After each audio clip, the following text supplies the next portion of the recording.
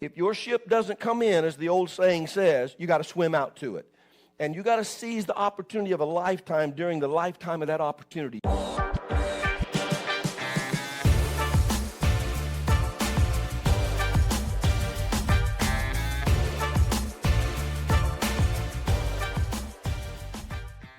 What's the one most important thing that needs to be done that makes everything else easier, that affects everything else in my life? You can fall into the trap of being busy, doing a lot of stuff, but not being productive.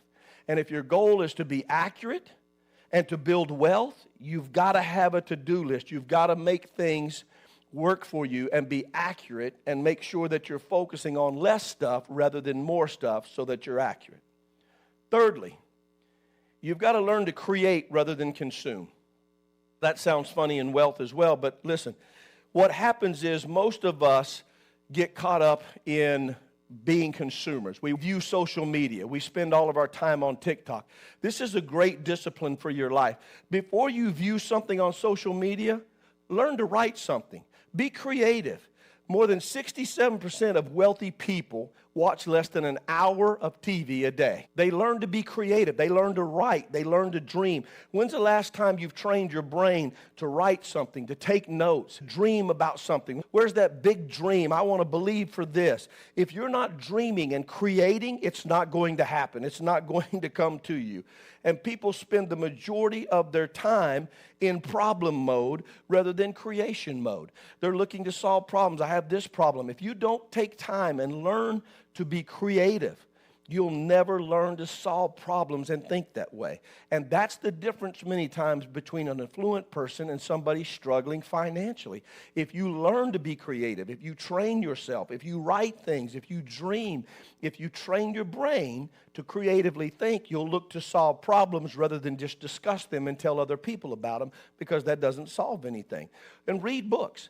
Read books. I say all of the time, it's a sin to be without a good book. What a great way to learn. Pick up a book and learn from somebody. Make sure you're training yourself. Most people spend their time entertaining themselves rather than educating themselves. And if you don't learn to educate yourself, you'll go through life and you'll say, boy, it's hard, it's difficult. And you literally entertain yourself. You're always looking for somebody else to do what you should be doing. It's easy to get caught in the TikTok hole and sit and watch for hours as people entertain and give you information. But that's not the same thing as educating yourself and learning how to do something. Learn to create rather than just consume.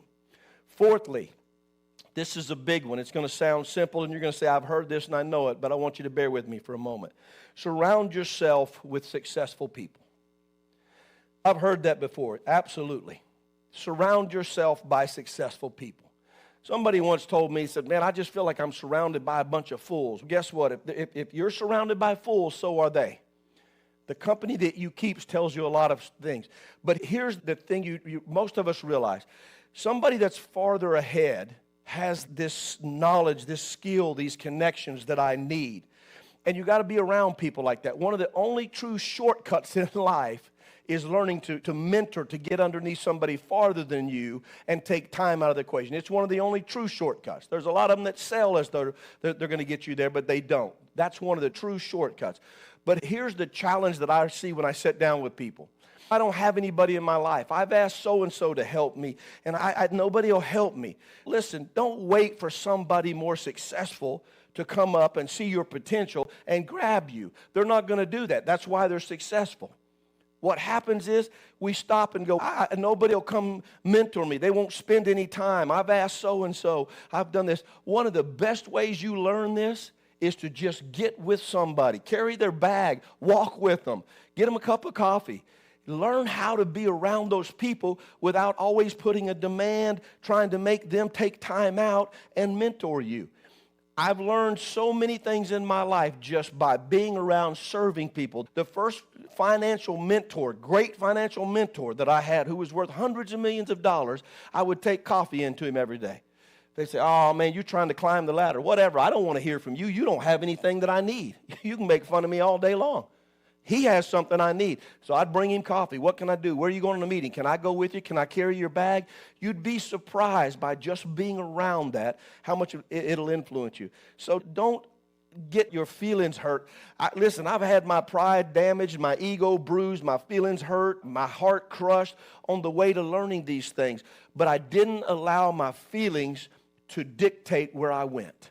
I made up my mind that I wanted to get these principles. And you've got to be around people who are farther along. And you've got to learn to press in and not get caught up in your emotion. They don't like me. They didn't say something nice. That's not what it's about. Maybe they didn't, and maybe they're wrong, and maybe they're rude. But you've got to learn. And you've got to learn how to push into that and not sit and wait. If your ship doesn't come in, as the old saying says, you got to swim out to it. And you got to seize the opportunity of a lifetime during the lifetime of that opportunity. You can't wait. You see something, you go in and you get a hold of it. You've got to be able to have those people around you and get that level of influence and knowledge and resources that they have if you're going to learn. But you've got to make that happen. You've got to make yourself available. You've got to do what's necessary and not sit by the wayside and cry because somebody didn't take time out of their busy schedule to come over and mentor you. Grow up, be mature, and do what you have to do. You're building your wealth on this, so it's very important. This is a big one. Negotiate every day of your life. Now, let me explain what I mean by that when I say negotiate every day of your life. When I grew up, I was poor. Didn't know it, but grew up very poor. So my mentality was that when I make money, I'm going to buy what I want, and I'm going to pay whatever price they have for it. I don't care what it is. Affluent people don't do that. My first financial mentor, who was worth hundreds of millions of dollars, I would watch him bargain for stuff every day. You know why he did that? Because his money was valuable to him. He didn't just throw it out there and say, I'm going to do it. Every affluent person I know, many of Darren Collins, CEO of Crest Fund, good friend of mine. I don't care where he goes, he bargains for stuff. He's constantly going, is that the best price I can get? Why? Because his money's value. He's worked hard for it. And what happens is we think we get to a place where we go, man, I'm so wealthy, I don't care. I'm just going to throw out money. I'm going to show them. That's not how affluent people think. Learn to bargain every day of your life. Again, if your goal is to be a good steward of what you have, and you want to grow it, and you don't want to just live this free life, but you have a bigger goal and picture in mind that I want to live a life of good stewardship, I want to enjoy what I have, then you're going to always be negotiating.